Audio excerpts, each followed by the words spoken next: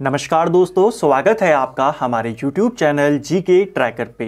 देखिए फ्रेंड्स, आज के इस वीडियो में हम बात करेंगे जो हमारी एक सीरीज़ है जीके रिवीजन सीरीज़, जिसमें हम जीके के प्रीवियस ईयर के क्वेश्चंस को एक्स्ट्रा फैक्ट के साथ कवर कर रहे हैं, जिससे आपकी थ्योरी और आपकी प्रैक्टिस और प्रीवियस ईयर के एमसीक्यूज एक साथ कवर हो जाएं। आज की वीडियो में हम हिस्ट्री का 13वां पार्ट यहाँ पे कवर करेंगे। लास्ट वीडियो में हमने गुप्त साम्राज्य के बारे में बात करी थी। आज हम गुप्तोत्तर काल के बारे में बात करेंगे, कुछ विभिन्न दर्शनों के बारे में बात करेंगे। इनके प्रतिपादक आपसे पूछे जाते हैं। हर्षवर्धन के काल को लेकर के, पुष्यभूति वंश को लेकर के आपसे ढेर सारे क्वेश्चन बनते हैं, और उसके काल में जो ह्वेनसांग आया था उसके लेकर भी कुछ इंपॉर्टेंट क्वेश्चंस को हम यहाँ पे कवर करेंगे। तो काफी इंपॉर्टेंट क्वेश्चंस आपको आज के वीडियो में देखने को मिलेंगे। तो चलिए दोस्तों, आज की क्लास को शुरू करते हैं। अगर आपने इस सीरीज के प्रीवियस पार्ट्स को नहीं देखा, आप उनको प्लेलिस्ट में जाके देख सकते हैं। तो चलिए स्टार्ट करते हैं। आज का हमारा पहला प्रश्न है, प्राचीन सांख्य दर्शन में किसका महत्वपूर्ण योगदान है? यानी सांख्य दर्शन का प्रतिपादक आपने बताना है कौन है। विभिन्न दर्शन हैं, उनके प्रतिपादक आपसे पेपर में पूछे जाते हैं। सांख्य दर्शन के प्रतिपादक कपिल मुनि हैं। ऑप्शन ए सही आंसर हो जाएगा। ठीक है, जितने भी हमारे प्राचीन भारतीय दर्शन हैं उनमें सबसे प्राचीन सांख्य दर्शन को ही माना जाता है। इसको भी याद करना है। अलग अलग हैं, जैसे योग दर्शन है, न्याय दर्शन है, उत्तर पूर्व मीमांसा दर्शन है, दोनों के दोनों हैं। तो सबसे प्राचीन अगर पूछेगा तो कपिल मुनि का जो सांख्य दर्शन है, इसे सबसे प्राचीन यहां पर दर्शन माना जाता है। अन्य दर्शनों के अगर हम प्रतिपादन की बात करते हैं तो न्याय दर्शन के प्रतिपादक महर्षि गौतम थे। योग दर्शन के अगर हम प्रतिपादक की बात करें तो वो पतंजलि थे। चरवाक दर्शन के प्रतिपादक चरवाक हैं। ठीक है, इसके अलावा वैश्विक जो आपका दर्शन है, इसके प्रतिपादक कणाद हैं, और पूर्व मीमांसा इसके जैमिनी हैं, और उत्तर मीमांसा इसके वादरायण हैं। तो ये कुछ इंपॉर्टेंट दर्शन जो आपको पता होने चाहिए। नेक्स्ट है हमारा, कपिल मुनि द्वारा प्रतिपादित दार्शनिक प्रणाली कौन सी है? तो कपिल मुनि के बारे में अभी हमने बात करी, इन्होंने सांख्य दर्शन को दिया था। ठीक है, इसके ये प्रतिपादक हैं। नेक्स्ट है, सांख्य दर्शन प्रतिपादित किया गया है। देखिए, एक से क्वेश्चन यहां पर मैंने इसलिए 2 से 3 बार इनको लिया है। आप देखें तो अलग अलग पेपरों में आए हैं, और दूसरा किस तरीके से वो थोड़ी सी लैंग्वेज चेंज कर देता है। कहीं पर दर्शन का नाम पूछ लेगा, कभी प्रतिपादक का, इस तरीके से वो आपको पूछता है एक ही क्वेश्चन। ठीक है, सांख्य दर्शन के प्रतिपादित अभी हमने देखे कपिल मुनि है। ऑप्शन सी सही उत्तर हो जाएगा, और इससे आपकी प्रैक्टिस भी अच्छी हो जाती है। आपको प्रश्न रटना ही नहीं पड़ते, आपको ऑटोमेटिक याद हो जाते हैं। नेक्स्ट है, योग दर्शन के प्रतिपादक कौन है? अब हमने योग दर्शन के ऊपर बात करी थी, और इसके प्रतिपादक पतंजलि हैं। ऑप्शन ए सही आंसर हो जाएगा। और देखिए कितनी बार आया है यही क्वेश्चन। इस तरीके से उत्तराखंड में आया था कि योग के आविष्कारक कौन है?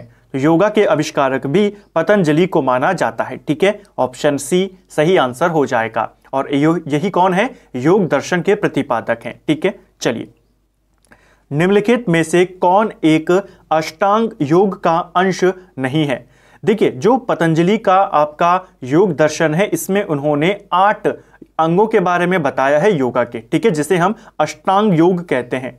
कौन कौन उसमें शामिल हैं? तो उसमें आपके यम, नियम, आसन, प्राणायाम, प्रत्याहार, धारणा, ध्यान, समाधि, ये अष्टांग के बारे में बताया गया है। उसमें अनुस्मृति के बारे में नहीं है। तो इसको आपने याद करना है। ठीक है, 3 तो आपके यही हैं, ध्यान, धारणा, प्रत्याहार। इसके अलावा यम, नियम, आसन, प्राणायाम और आपकी समाधि, ये इसमें शामिल हैं। ठीक है, अष्टांग योग में याद रखेंगे। नया क्वेश्चन है, महाभाष्य के लेखक पतंजलि समसामयिक थे।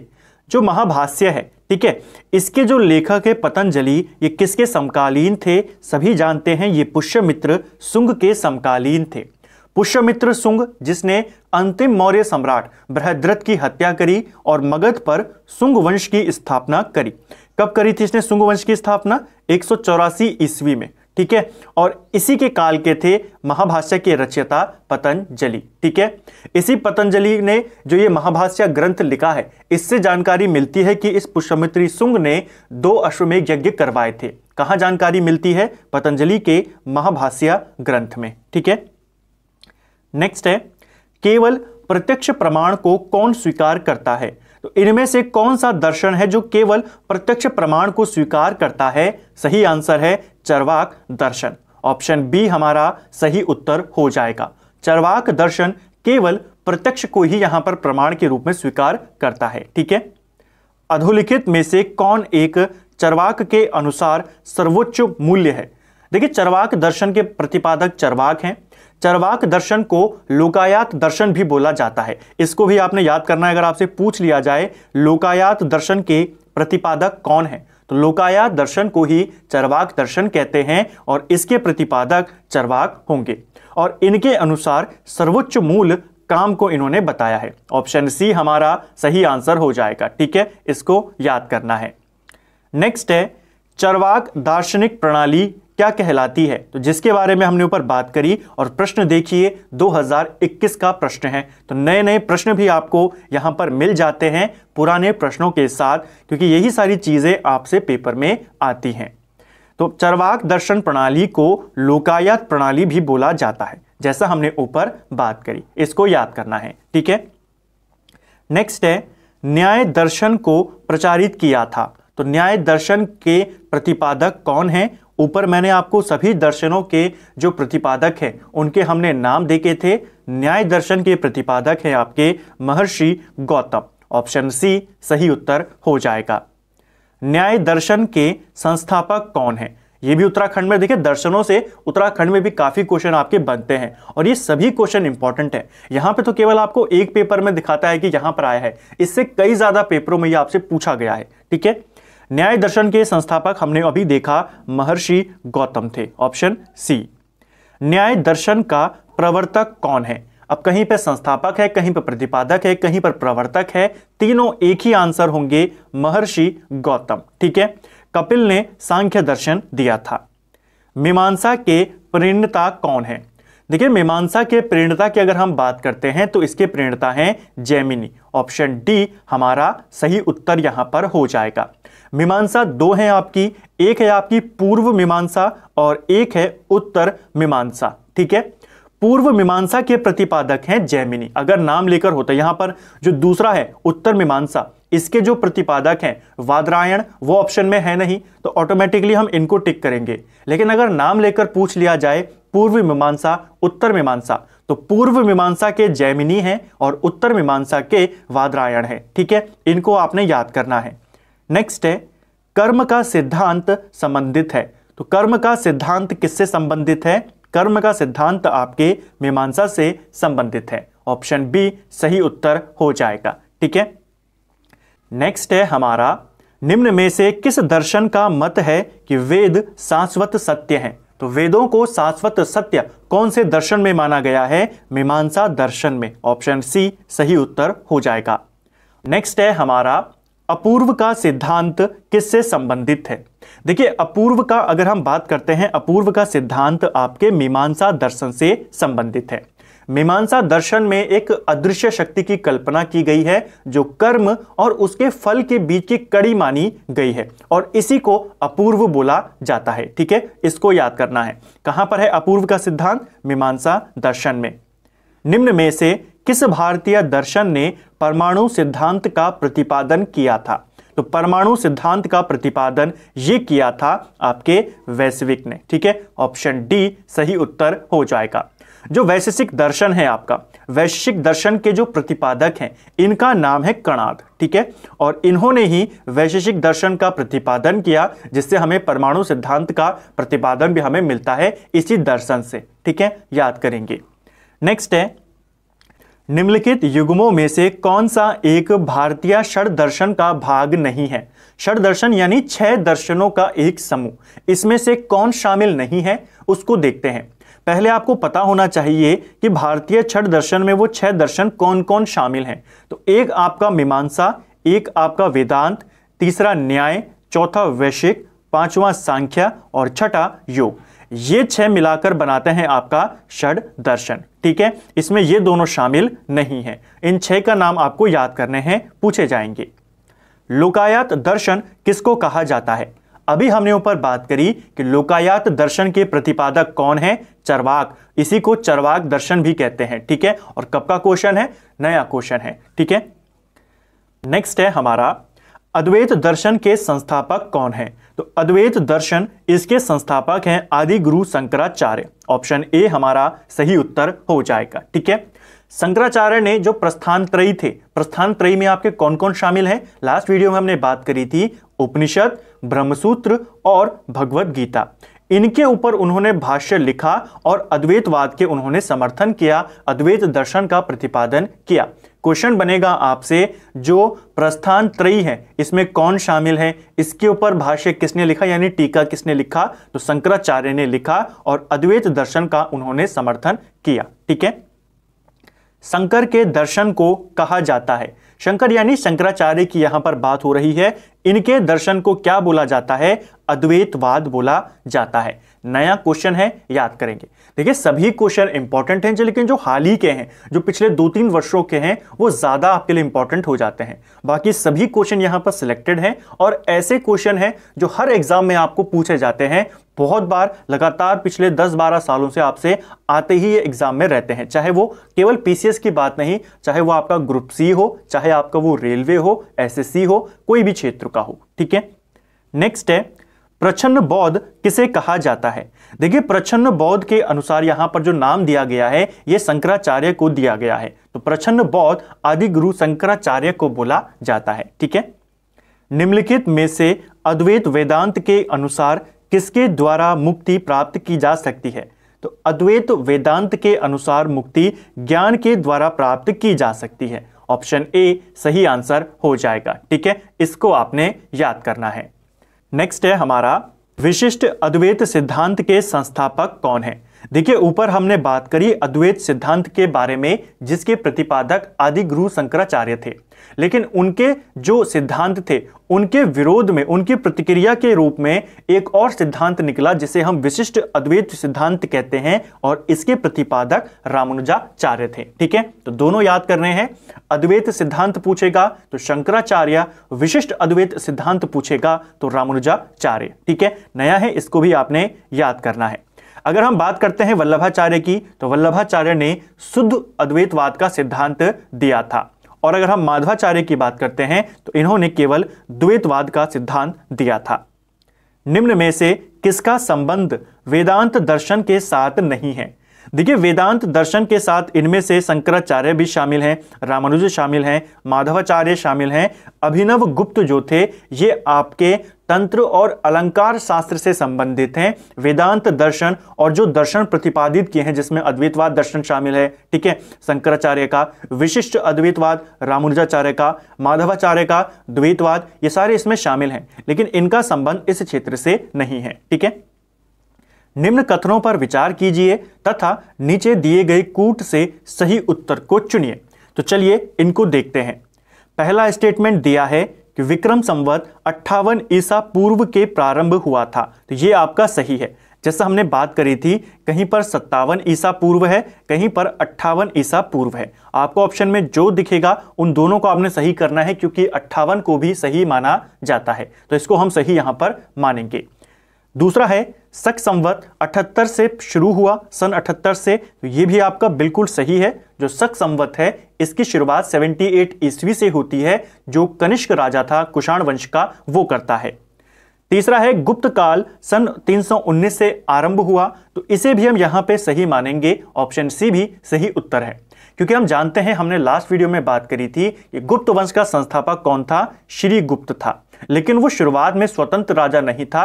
जो वास्तविक संस्थापक माना जाता है और जो शुरुआत मानी जाती है गुप्त काल की, अगर संस्थापक पूछेगा तो आप श्री गुप्त का बताएंगे, वास्तविक पूछेगा या प्रॉपर जो काल शुरू हुआ गुप्त काल, वो 319 से माना जाता है, जब चंद्रगुप्त प्रथम ने अपना एक संवत चलाया था। ठीक है, और अगला है भारत में मुसलमान शासन का युग सन 1192 से शुरू हुआ, तो ये भी आपका सही है।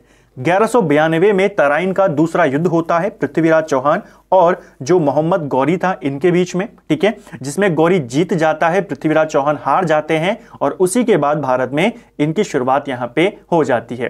प्रॉपर शासन की बात करते हैं तो वो दिल्ली सल्तनत से शुरू होती है 1206 से, ठीक है। तो यहां पर आपके सभी कथन सही हैं। नेक्स्ट है पुलकेशिन द्वितीय का बादामी शिलालेख शक वर्ष 465 का दिनांकित है। इसे विक्रम संवत में दिनांकित करना हो तो कितना वर्ष यहां पर हो जाएगा? देखिए शक संवत में दिया है, शक संवत में दिया है 465 और हमें इसे विक्रम संवत में कन्वर्ट करना है। हमने डिफरेंस भी देखा था प्रीवियस वीडियो में, शक संवत और विक्रम संवत में कितना अंतर है। इन दोनों को जोड़ देंगे 135 वर्ष, तो इसमें आपको 135 वर्ष को यहां पर जोड़ना हो जाएगा, ठीक है। तो जैसे ही आप इनको जोड़ेंगे आपका लगभग 600 के करीब ये बैठ जाएगा, ठीक है। तो ये आपका सही उत्तर हो जाएगा, ठीक है।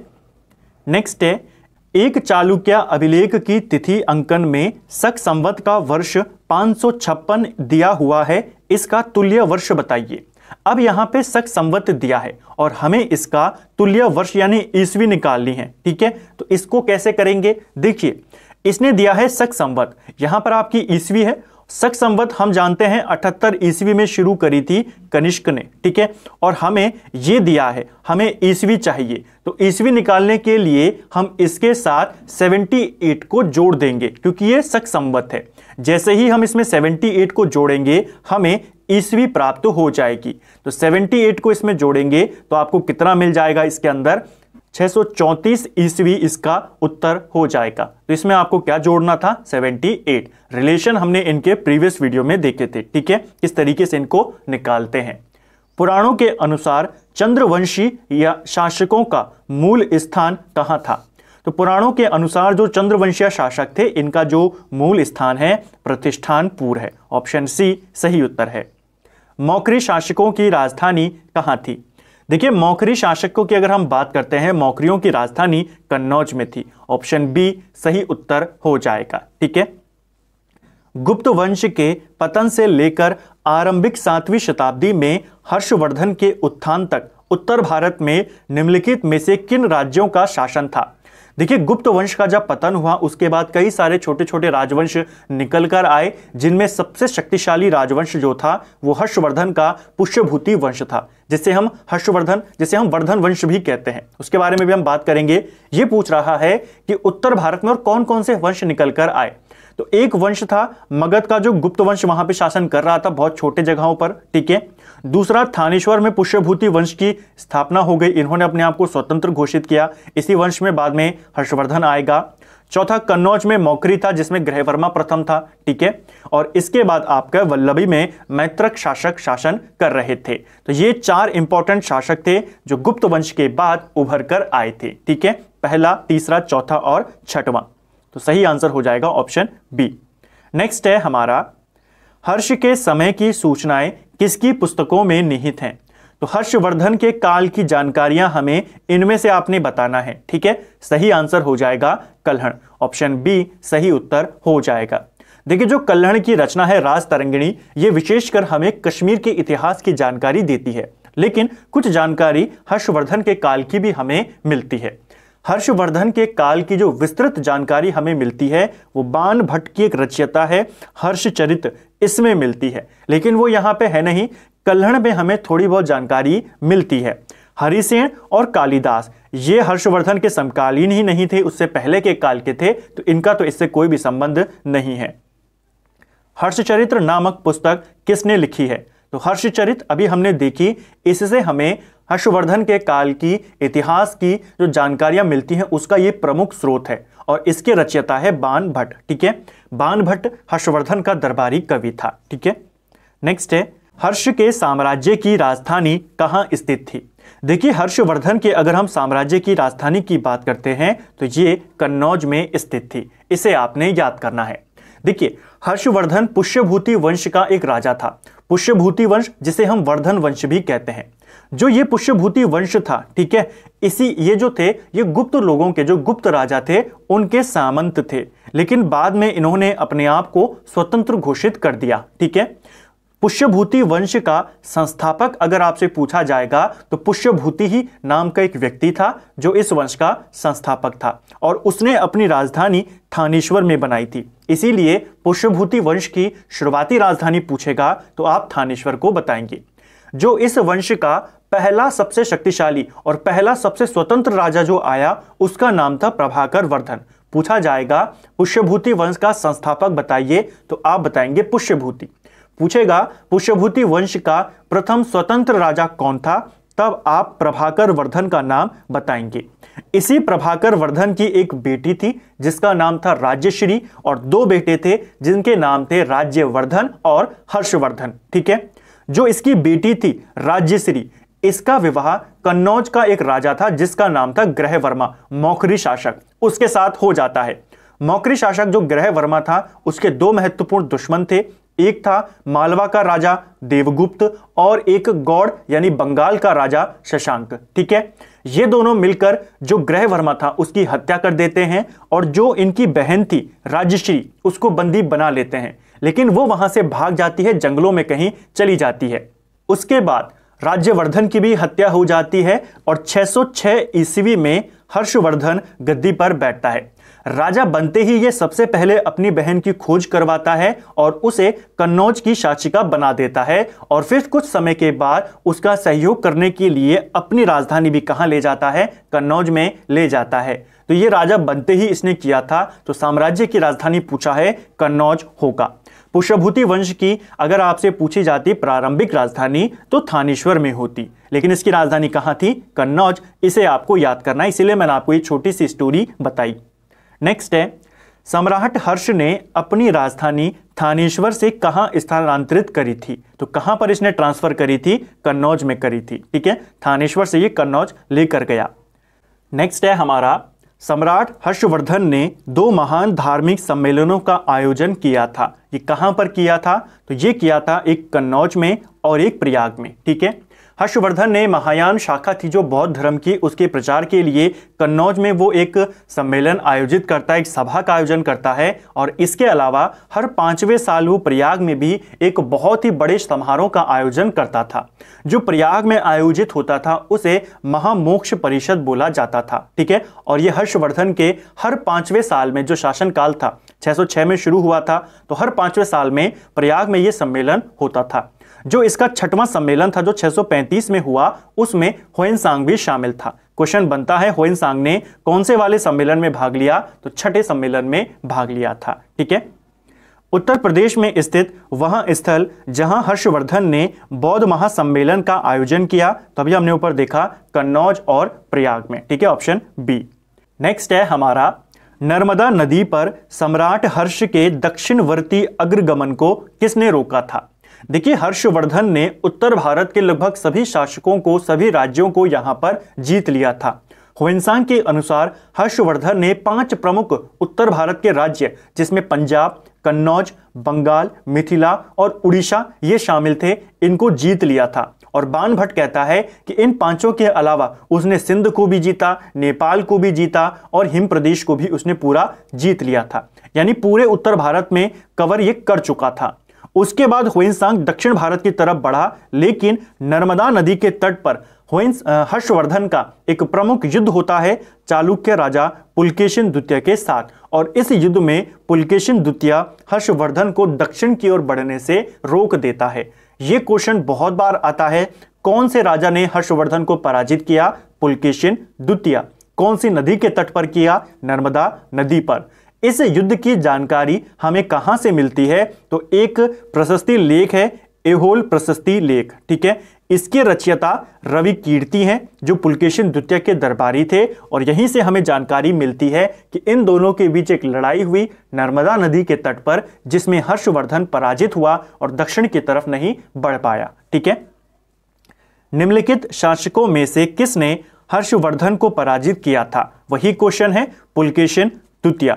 पुलकेशिन प्रथम मत करना, पुलकेशिन द्वितीय ने पराजित किया था हर्षवर्धन को। ठीक है, 3 राजाओं के नाम आपको याद करने हैं, एक हर्षवर्धन, एक पुलकेशिन द्वितीय और एक नरसिंहवर्मन प्रथम। ठीक है, जो ये नरसिंहवर्मन प्रथम था ये पल्लव राजा था। ठीक है, अब इनमें क्या रिलेशन है, हर्षवर्धन को पराजित करता है पुलकेशिन द्वितीय और पुलकेशिन द्वितीय को बाद में हराएगा नरसिंह वर्मन प्रथम, ये पल्लव राजा। ये भी पूछा जाता है पुलकेशिन द्वितीय ने किसको हराया और किससे हारा, तो हर्षवर्धन को हराया, नरसिंह वर्मन से हारा। ठीक है।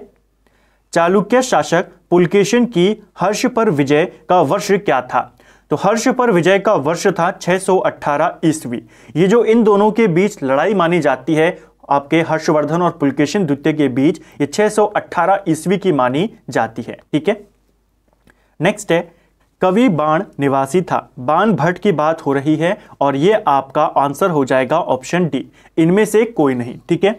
जो बाण भट्ट था ये प्रीतिकुटा का निवासी था। ठीक है, इसे आपने याद करना है, इनमें से कोई नहीं। नेक्स्ट है, होइनसांग किसके शासन काल में भारत आया था। होइनसांग को लेकर आपसे ढेर सारे क्वेश्चन बनते हैं। होइनसांग कब आया, क्यों आया, किसके काल में आया, कहां गया, क्या नाम इसको बोला जाता है, ये सारे प्रश्न। होइनसांग जो था ये सम्राट हर्षवर्धन के काल में भारत आया था। ऑप्शन बी सही उत्तर हो जाएगा। ठीक है। ये भारत क्यों आया था, तो बौद्ध ग्रंथों के संकलन के लिए ये भारत में आया था। ठीक है। इसके यात्रा वृतांत को हम सियूकी नाम से जानते हैं। इसने सियूकी के नाम से अपना यात्रा वृतांत लिखा था। होइनसांग को यात्रियों में राजकुमार, नीतिका पंडित और शाक्य मुनि बोला जाता है। और एक क्वेश्चन जो प्रीवियस ईयर में आया था कि इनमें से किस राजा को शिला आदित्य के नाम से जाना जाता है, तो शिलादित्य के नाम से हर्षवर्धन को जानते हैं। हर्षवर्धन को यह नाम शिला आदित्य इसी होइनसांग ने दिया था। ठीक है, इसको याद करेंगे। हर्षवर्धन के शासनकाल में किस चीनी यात्री ने भारत की यात्रा करी थी, तो होइनसांग आया था हर्षवर्धन के काल में। 629 से लेकर 645 तक इसका यात्रा काल माना जाता है। ठीक है। हर्ष के दरबार में होइनसांग को एक दूत के रूप में किसने भेजा था। देखिए, जब होइनसांग भारत आया उस समय भारत में शासन था हर्षवर्धन का और चीन में शासन था ताई सुंग का। ऑप्शन ए इसका सही उत्तर होना था, लेकिन इसका जो सही उत्तर है वो है इनमें से कोई नहीं। क्यों है, देखिए, जो होइनसांग था ये किसी का दूत बनकर नहीं आया था, ये स्वतंत्र रूप से यहां पर यात्रा करने आया था। जब ये वापस गया तब इसको ताइसुंग ने अपना सलाहकार नियुक्त किया था। उससे पहले इसके साथ कोई भी संबंध नहीं था, ये बिल्कुल स्वतंत्र रूप से आया था। तो दूत बनकर ये नहीं आया था, एकदम स्वतंत्र यात्री बनकर आया था। ठीक है, इसको याद करना है। हाँ, अगर ऐसा क्वेश्चन होता कि जब वो आया उस समय वहां पर किसका शासन था, ताइसुंग का शासन था, लेकिन ये इसका दूत नहीं था। ठीक है। होइनसांग की भारत में यात्रा के समय सूती कपड़ों के उत्पादन के लिए सबसे प्रसिद्ध नगर कौन सा था। जब होइनसांग भारत आया उस समय सूती कपड़ों के उत्पादन में जो सबसे प्रमुख नगर था वो मथुरा था। ठीक है। और अगर रेशमी वस्त्रों के लिए पूछा जाए उसके लिए वाराणसी था। ठीक है, दोनों याद करने हैं। नेक्स्ट है हमारा, कौशई शब्द का प्रयोग किसके लिए किया जाता है। देखिए, हर्षवर्धन के काल में कौशई शब्द का इस्तेमाल रेशम के लिए किया गया है। ऑप्शन सी सही आंसर हो जाएगा। रेशम के लिए कौशई शब्द गुप्त काल से शुरू हुआ और गुप्तोत्तर काल तक ये चलता रहा। ठीक है। नेक्स्ट है हमारा, चीनी यात्री होइनसांग ने किस विश्वविद्यालय में अध्ययन किया था। जो होइनसांग था इसने अध्ययन किया था नालंदा विश्वविद्यालय में। ऑप्शन डी सही आंसर हो जाएगा। ठीक है। नालंदा विश्वविद्यालय में होइनसांग 637 ईस्वी में गया था और लगभग 1.5 साल वो यहां पर शिक्षा ग्रहण करता है। जब वो नालंदा में जाता है उस समय यहाँ का जो आचार्य था वो कौन था, तो आचार्य शीलभद्र इस समय यहाँ के कुलपति थे। ठीक है। चलिए, आज भी भारत में होइनसांग को याद करने का मुख्य कारण क्या है। होइनसांग को याद करने का मुख्य कारण है उसका जो सियूकी रचना है। ठीक है, जिससे हमें हर्षवर्धन के काल की उस समय के भारत की तस्वीर देखने को मिलती है और उस समय के इतिहास की जानकारी का एक प्रमुख स्रोत है इसकी रचना सियूकी। ठीक है। चीनी यात्री जिसने भीनमाल की यात्रा करी थी, तो ये कौन था, ये भी आपका होइनसांग था। Option C. सियूकी नामक यात्रा विवरण निम्नलिखित में से किससे जुड़ा हुआ है, तो सियूकी नामक यात्रा विवरण अभी हमने ऊपर देखा होइनसांग से जुड़ा हुआ है। ऑप्शन डी सही आंसर हो जाएगा। चीनी यात्री इत्सिंग ने भारत बिहार का भ्रमण किया था? देखिए, एक और चीनी यात्री इत्सिंग भारत आया, ठीक है, और ये आया था आपके 671 से लेकर 695 तक इसका यात्रा काल माना जाता है, यानी ऑप्शन डी इसका सही उत्तर हो जाएगा, ठीक है, इनमें से कोई नहीं। निम्नलिखित में से कौन सा उपवाक्य उत्तर हर्षकालीन स्रोतों में प्राय उल्लिखित हुंडी के स्वरूप की परिभाषा बताता है? देखिए, जो हमें उत्तर हर्षकालीन के जो स्रोत हमें मिलते हैं उसमें एक शब्द देखने को मिलता है हुंडी। ये किसके बारे में है? अगर हम इनमें से बात करें, यह एक प्रकार का विनिमय पत्र होता था, ठीक है, यानी कि जैसे हम आज के टाइम पे कहते हैं ना कि जो बॉन्ड जारी कर दिए जाते हैं, जैसे अगर आपने किसी से कुछ पैसा ले लिया, आप एक बॉन्ड उसको लिख कर दे देते हैं कि मैं इतनी तारीख तक पैसा लौटा दूंगा, एक तरीके का बॉन्ड, ठीक है, तो वही इसको बोला जाता था हुंडी को। विनिमय पत्र, व्यापार पत्र, अगर आप उधारी में सामान लेते हैं तो आप वो विनिमय पत्र उसको देते थे कि मैं इतनी निश्चित अवधि में पैसा या राशि लौटा दूंगा, ठीक है, तो हुंडी क्या है? एक प्रकार का विनिमय पत्र। नेक्स्ट है, चीनी लेखक भारत का उल्लेख किस नाम से करते हैं? बहुत इंपॉर्टेंट क्वेश्चन है, नया क्वेश्चन है। देखिए, जो चीनी लेखक हैं, चाइनीज राइटर हैं, ये भारत को यिंतु के नाम से बोलते हैं, ठीक है, यिंतु, और एक और नाम ये कहते हैं थियान्तु, ठीक है, तो थियान्तु और यिंतु ये किसके लिए इस्तेमाल करते हैं? भारत के लिए। भारत में सबसे प्राचीन विहार कौन सा है? अगर हम इनमें से बात करते हैं तो भारत में सबसे प्राचीन विहार है नालंदा विहार। ये गुप्त काल का है, कुमार गुप्त ने इसकी स्थापना करी थी। नालंदा को नष्ट करने वाला कौन था? तो बख्तियार खिलजी था, ठीक है। नालंदा कहां पर स्थित है? सिंपल सा क्वेश्चन है, बिहार में स्थित है। नेक्स्ट है हमारा, गुप्तोत्तर युग में प्रमुख व्यापारी केंद्र कौन सा था? तो गुप्त काल की अगर हम बात करते हैं, गुप्त काल के बाद की बात करते हैं, तो प्रमुख व्यापारी केंद्र कन्नौज में था। ऑप्शन ए सही आंसर हो जाएगा। और कन्नौज इतना ज्यादा समृद्ध हो जाता है कि आगे चलकर कन्नौज के लिए हमें त्रिपक्षीय संघर्ष भी देखने को मिलता है, पाल राजा, प्रतिहार राजा और राष्ट्रकूटों के मध्य में, ठीक है। नेक्स्ट है हमारा, निम्नलिखित में से कौन सही सुमेलित नहीं है? देखिए, इनमें से अगर हम सही सुमेलित नहीं की बात करते हैं तो अल मसूदी 957 ईस्वी में नहीं, ये 915-16 में भारत आया था, ठीक है, तो ये आपका गलत हो जाएगा। हालांकि अगर हम अदर ऑप्शन की भी बात करते हैं तो ये एग्जैक्ट सही नहीं है, लेकिन नजदीक उसके हैं। जैसे फाहियान की बात करें तो इसका भारत भ्रमण अगर हम देखें 399 से 414, ये सही है। हुइनसांग 629 से 645 तक रहा। इत्सिंग की बात करें तो हमने ऊपर देखा 671 से 695, लेकिन कहीं कहीं पर इसका जो वर्ष हमें मिलता है वो 679 से 695 भी मिलता है। तो आपको ये दोनों याद करने हैं। तो काल लगभग उसी के आसपास है, लेकिन ये 957 है, आया ये 915-16 में था, यहां पर ज्यादा डिफरेंस है, तो गलत हो जाएगा अल मसूदी, ठीक है। निम्नलिखित कथनों पर विचार कीजिए तथा नीचे दिए गए कूट से सही उत्तर हमें चुनना है। तो चलिए इनको देखते हैं। मुल्तान के सूर्य मंदिर का उल्लेख हुइनसांग, अबू जईद, अल मसूदी और अल बरूनी ने किया है, तो ये बिल्कुल सही है। मुल्तान का जो प्रसिद्ध सूर्य मंदिर है, इसका उल्लेख इन सभी लेखकों ने किया है। सांबपुर यात्रा उत्सव सूर्य पूजा से संबंधित है, तो ये भी आपका बिल्कुल सही है। दोनों स्टेटमेंट आपके सही हैं। निम्नलिखित कथनों में से कौन सा 8वीं शताब्दी के संत शंकराचार्य के बारे में सही नहीं है? तो कौन सा कथन यहाँ पे सही नहीं है उसको देखते हैं। सही उत्तर है, इन्होंने प्रयाग को तीर्थराज नाम दिया था, ये नाम इन्होंने नहीं दिया। बाकी के जो आपके उत्तर हैं कि इन्होंने भारत के विभिन्न क्षेत्रों में 4 धाम स्थापित किए, ये सही है। बौद्ध और जैन धर्म के विस्तार पर रोक इन्होंने लगाई और हिंदू धर्म का इन्होंने आपका प्रचार किया। इन्होंने वेदांत का प्रचार किया, ये भी बिल्कुल सही है, ठीक है। तो केवल तीसरा वाला ऑप्शन आपका गलत है। शंकराचार्य ने कौन सा दर्शन प्रतिपादित किया था? ऊपर हमने देखा इन्होंने अद्वैत दर्शन को प्रतिपादित किया था, ठीक है। इन्होंने पूरे भारत में 4 मठ स्थापित किए थे, जिसमें एक मठ आपके कर्नाटक में था, श्रृंगेरी मठ, एक था द्वारका मठ गुजरात में, एक पुरी मठ उड़ीसा में और एक ज्योतिर्मठ उत्तराखंड जोशी मठ में। 4 धाम भी इन्होंने स्थापित करते हैं, ये वो भी आपसे पूछे जाते हैं 4 धामों के बारे में, बद्रीनाथ धाम, द्वारिका धाम, पुरी धाम और रामेश्वर धाम, ठीक है। आदि शंकर जो बाद में शंकराचार्य बने, उनका जन्म कहां हुआ था? तो आदि शंकराचार्य जी का जन्म केरल में हुआ था। ऑप्शन बी सही उत्तर होगा। आदि शंकराचार्य द्वारा स्थापित 4 मठ कहां स्थित है? 4 मठों की यहां पर बात हो रही है, ठीक है। ये कौन कौन से हैं? तो ये हैं आपके जोशीमठ, द्वारिका, पुरी और श्रृंगेरी। 4 धाम की अगर हम बात करते हैं तो बद्रीनाथ, इसके अलावा द्वारिका, पुरी और रामेश्वरम, ठीक है।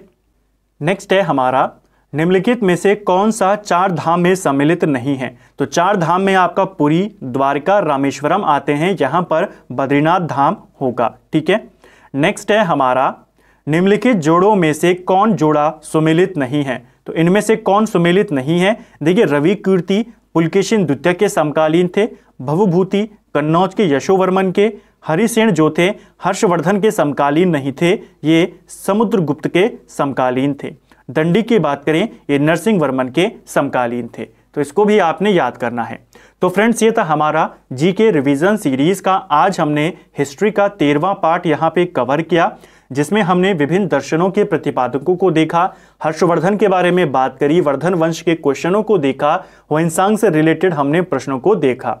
उम्मीद करता हूं वीडियो आपको पसंद आया होगा। अगर आपको ये वीडियो पसंद आया है, वीडियो को लाइक करें। अगर आप चैनल पर पहली बार आए हैं, चैनल को सब्सक्राइब करें, अपने दोस्तों के साथ शेयर करें। वीडियो कैसा लगा कमेंट बॉक्स में हमें ज़रूर बताएं। Thank you friends.